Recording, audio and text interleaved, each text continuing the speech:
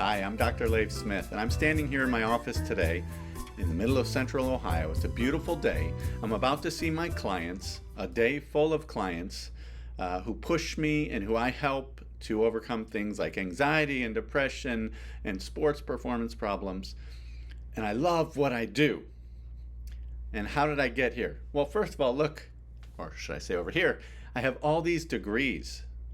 And so what I'm finding out is people assume a lot of things about me when they see the 23 years of experience I have in education and learning and going to school and doing academic things. And so they assume a lot of things about me.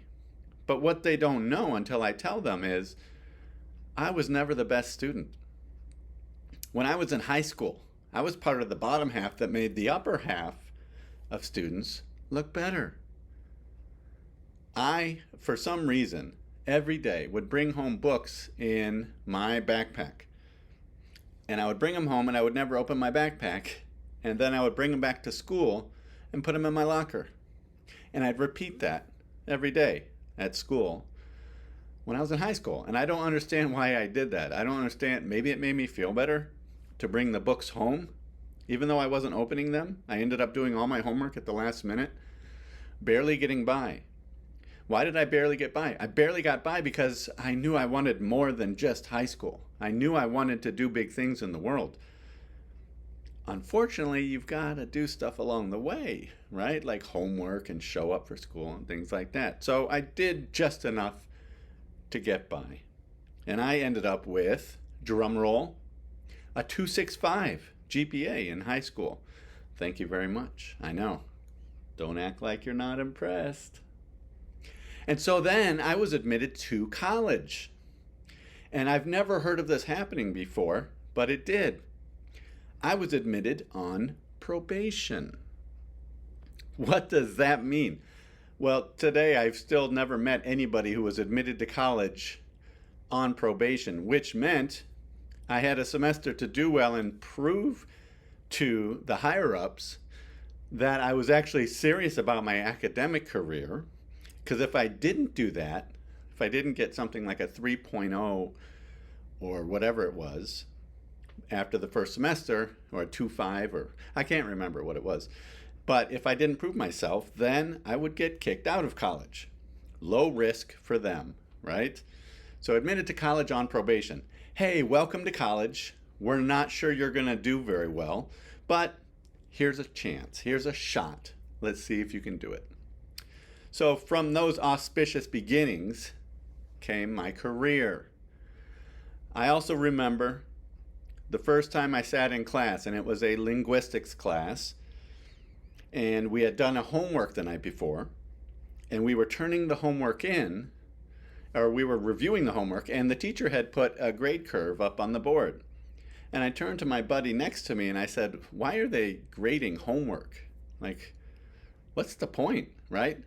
And somebody failed the homework. So on that giant bell curve on the board that they were explaining, somebody got an F. Well, you can see where this is headed. So here I am making fun of somebody for getting an F on a homework in a linguistics class. Like, who does that? How do you not get a good grade on a homework? You just do it and you turn it in, right? It's like high school. Maybe get a scratch and sniff smelly sticker or something. Well, not only was I the bottom of the class, but when I got my homework back, I managed to get 9 points out of 100. And I am not kidding. To this day, I will never forget my first homework in college. I got a 9 out of 100. My buddy, of course, never let me live that down. We're not buddies anymore, of course.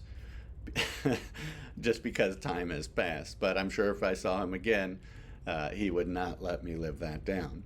But that was my beginning in college. And I remember sitting there and thinking, OMG, I need to figure this out. I can't get by just on being smart. I need to figure out a system to study because I'd never studied in high school. I knew I was smart enough to get by. That wasn't going to cut it in college, right? So I had to learn a system to study. Well, I did. Look at all the degrees on the wall. I did. I figured it out.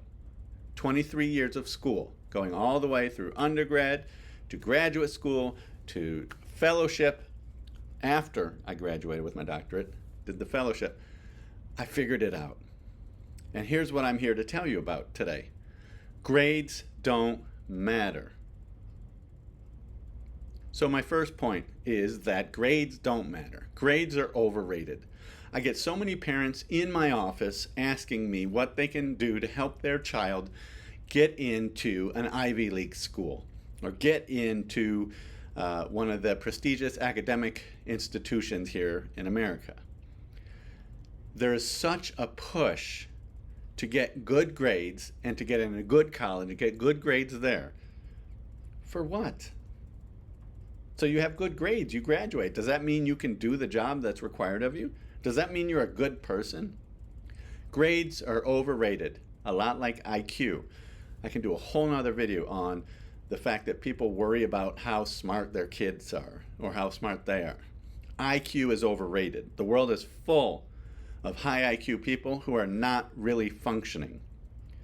So that's my first point. Grades are overrated. Stop pushing grades over experience. The second point in my silly little story about my academic career is that your starting point is never going to be your ending point. There are so many people out there that are like me. They learn the hard way. If you're one of those people, take heart. Where you start is not where you end. It's a slow progression of learning along the way. Keep that in mind when everybody's pushing you, or when you fail at that first job, or you fail that first class, or the major you choose in college is not the major you thought it would be. Your starting point is only that. And my third point behind my silly little story today is, in the end, the wisest people you know are the people that are most experienced. So experience equals wisdom. We keep thinking that wisdom is equated with academics. It's equated with academic degrees. It's equated with having a PhD, having a master's degree. That doesn't mean anything. What you go through and what you learn, the lessons you take with you, determine how smart you really are. So I've learned a lot. How have I learned a lot? I've learned a lot because I was not serious about my academic career in the beginning. It took a lot of failure for me to get serious about what I wanted to do.